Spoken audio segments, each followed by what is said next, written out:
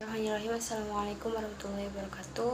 Kembali lagi bersama saya. Di sini saya akan melanjutkan reviewan dari buku Rekonstruksi Sejarah Al-Quran karyanya Taufik Adnan Amal dan buku The History of Quranic Text karyanya Profesor Dr. Al-Azafi. Adapun langsung saja di buku Rekonstruksi Sejarah Al-Quran ini di bab 6 ada kodifikasi Utsman bin Affan. Nah, adapun sebab pertama yaitu pengumpulan kedua Zaid bin Thabit. Nah, tidak berbeda dengan pengumpulan pertama yang dilakukan Zaid bin Thabit ini, sejumlah riwayat tentang pengumpulan Al-Quran yang dilakukan oleh Zaid bin Thabit pada masa khalifah ketiga yakni Utsman bin Affan. Beragam sekali riwayat yang mengemukakan tentang jumlah sahabat yang ditunjuk oleh Utsman bin Affan untuk mengumpulkan Al-Quran. Namun mayoritas riwayat menyebutkan bahwa pengumpulan Al-Quran di masa Utsman dilakukan oleh sebuah komisi yang berjumlah 4 orang. Yang pertama dan sekaligus menjadi ketua ialah Zaid bin Thabit. Beliau seorang Ansor yang masa mudanya aktif sebagai sekretaris Nabi dan penulis wahyu Al-Quran. Nah, adapun yang kedua yaitu Abdullah bin Zubair. Nah, beliau berasal dari keluarga terpandang di kota Mekah. Kemudian yang ketiga ada Sa'id bin Al-As. Dikabarkan bahwa setelah pemecatan Walid bin Uqbah, ia ditunjuk untuk menggantikan posisinya sebagai gubernur Kufah hingga akhir tahun 34 Hijriah.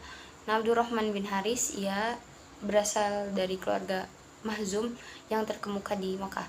Jadi mesti ditetapkan bahwa komisi bentuk Utsman ini mengumpulkan Al-Quran dari berbagai sumber dan menyalinnya ke dalam mushaf-mushaf yang kemudian dikirim ke berbagai kota metropolitan ketika itu.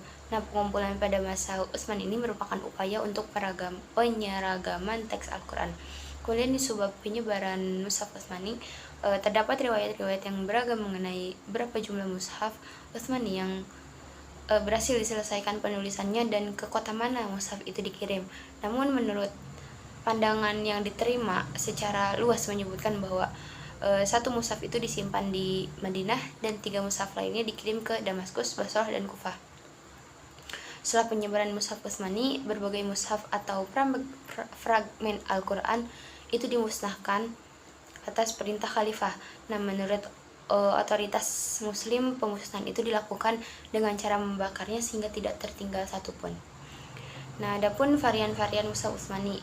Nah, varian-varian mushaf Utsmani ini bisa sampai ke tangan kita itu melalui karyanya dari Ubaid, yakni Kitab Fadhaili Quran karyanya Abu Ammar Az-Zoni, yakni Al-Mukhlifi Ma'rifat Mursumi Mashahif Ahlul Ansar. Nah, daftar varian yang diungkapkan di dalam dua karya itu pada prinsipnya saling menguatkan. Nah, mengamati varian yang satu dengan yang lainnya, terlihat bahwa mushaf Damaskus yang paling banyak ragamnya itu memiliki berada pada satu posisi dengan mushaf Madinah. Nah, mushaf Damaskus ini tidak pernah berlawanan dengan mushaf Madinah. Nah, sementara itu mushaf Basrah tidak pernah bersamaan pada satu titik membias dari mushaf-mushaf yang lain. Nah, sedangkan mushaf Kufah memiliki bacaan di beberapa tempat yang senada dengan mushaf Basrah. Dapat disimpulkan bahwa mushaf yang paling awal ialah mushaf Madinah dan disinilah disalin mushaf Damaskus dan mushaf Basrah, dan dari mushaf Basrah lah disalin ke mushaf Kufah. Nah, walaupun mushaf Mekah tidak dimasukkan ke dalam skema tersebut, mushaf Mekah memiliki bacaan independen di sejumlah tempat. Adapun karakteristik mushaf Utsmani. Nah, terdapat jumlah riwayat yang mengungkapkan bahwa penyusunan surat di dalam mushaf Utsmani itu bersifat ijtihadi. Sejumlah gagasan menunjukkan bahwa prinsip penyusunan surat dalam Al-Quran dalam mushaf Utsmani itu dimulai dari surat panjang ke arah surat-surat yang lebih pendek. Pada masa awal 114 surat dalam mushaf Utsmani itu diklasifikasikan menjadi 4 kategori. Yang pertama yakni At-Tiwal, yaitu 7 surat terpanjang, yakni mulai dari surat Al-Baqarah sampai surat At-Taubah. Yang kedua itu Al-Mi'un, yaitu surat-surat yang terdiri dari 100 ayat atau lebih, yakni mulai dari surah Yunus sampai surat Fatir. Yang ketiga Al-Mathani, yaitu surat yang kurang dari 100 ayat mulai dari surat Yasin sampai surat Al-Hujurat. Dan yang keempat yakni Al-Mufassal, yakni surat-surat pendek mulai dari surah Qaf sampai surat Anas. Nah, selanjutnya kaum muslimin membaginya menjadi 30 juz atau 30 bagian. Nah, bagian yang lebih kecil lagi adalah hizb yang membagi juz menjadi 2 bagian. Nah, pembagian lainnya adalah ruku, jadi ada sejumlah 554 ruku dalam Al-Quran. Kemudian ada autentitas dan integritas mushaf Utsmani. Nah, bagian pertama, hadis dan integritas mushaf Utsmani. Mushaf Utsmani dipandang telah mencakup keseluruhan wahyu ilahi yang diterima Nabi Muhammad SAW, mestinya dimasukkan ke dalam kompilasi tersebut. Tetapi sejumlah riwayat yang sampai kepada kita menunjukkan bahwa ada wahyu lainnya yang tidak terekam secara tertulis. Material-material Quran kini sebagian besar dikemukakan dalam bahasa panjang lebar oleh para ulama tentang nasih mansuh, sebagian lainnya direkam dalam kumpulan hadis qudsi. Nah, bagian 2 yakni skeptisisme sekte Islam terhadap integritas mushaf Utsmani. Nah, di dalam dunia Islam tersendiri muncul beberapa keraguan di kalangan sekte-sekte tertentu terhadap integritas mushaf Utsmani. Skeptisisme semacam ini pada faktanya tidak dipijakan kepada kritis historis, tetapi lebih pada prasangka dogmatis dan etis. Seperti halnya sekte Mu'tazilah yang mengungkapkan keraguan mereka terhadap bagian-bagian tertentu dalam Al-Quran. Dan juga ada sekte Maimuniyah dari Khawarij yang menolak eksisnya surah Yusuf.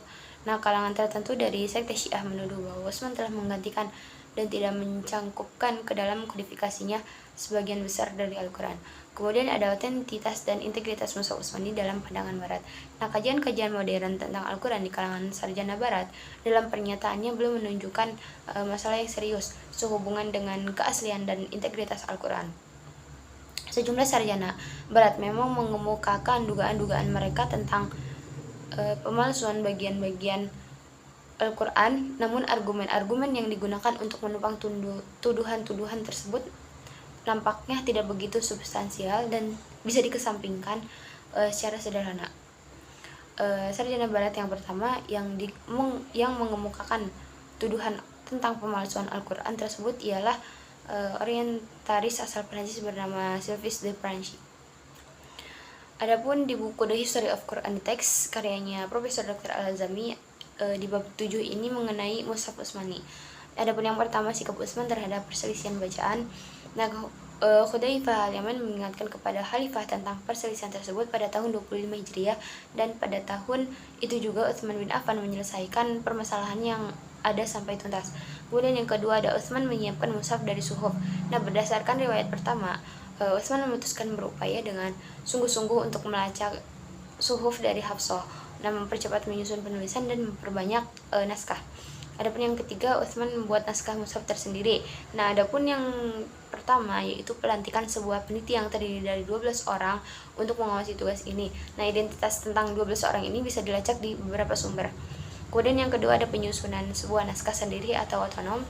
Yang ketiga ada Utsman mengambil suhuf dari Aisyah sebagai perbandingan. Nah, jadi waktu itu naskah yang dibuat tersendiri atau independen itu telah dibandingkan dengan suhuf resmi yang semula ada pada Hafsah. Mengapa Utsman bersusah payah mengumpulkan tersendiri atau otonomi, sedangkan pada akhirnya dibandingkan dengan suhuf juga? Alasannya barangkali mendekati kemungkinan ia sekedar upaya simbolik. Satu dasar sebelumnya ribuan sahabat berperang melawan orang-orang murtad di Yamamah dan di tempat lainnya, sehingga tidak bisa berpartisipasi dalam kompilasi suhuf. Untuk menarik lebih banyak kompilasi bahan tulisan dengan adanya naskah independen ini memungkinkan atau memberi kesempatan kepada sahabat untuk melakukan usaha itu. Adapun di bab 8 ini ada perkembangan alat pembantu bacaan dalam mushaf Utsmani. Di sini kita akan mengupas secara singkat tentang beberapa alat bantu visual dan perkembangan estetika yang dimasukkan oleh para penulis ke dalam mushaf. Adapun yang pertama ada tanda pemisah surat. Nah, pada awalnya mushaf Utsmani ini tidak memiliki tanda pemisah surat. Permulaan tiap surat biasanya diketahui melalui ungkapan lafaz Bismillahirrahmanirrahim yang biasanya ditulis dengan jarak sedikit lebih renggang. Adapun yang kedua yaitu tanda pemisah ayat. Nah, mushaf Samad ini dinisbatkan kepada mushaf Utsmani, yakni kemungkinan bahwa ia merupakan kopian dari aslinya. Nah, mushaf tersebut ditulis oleh beberapa tangan yang menghapus mushaf pemisah ayat. Sebelumnya pemisah ayat yang panjang disisipkan, tidak tampak adanya cara penggunaan yang ditetapkan. Setiap penulis bebas untuk menentukan pilihannya sendiri. Nah, kesimpulannya dalam bab sebelumnya telah kita jelaskan tentang sikap kepedulian Al-Hajjaj dalam pencarian letak 1/4 dan 1/7 Al-Quran. Tidak lama kemudian, sekitar pada abad pertama Hijrah, Mushaf Al-Quran dibagi menjadi 7 bagian yang disebut dengan manazil. Kemudian pada abad ketiga Hijrah muncul kesimpulan lainnya yang menampakkan Al-Quran menjadi 30 bagian atau juz.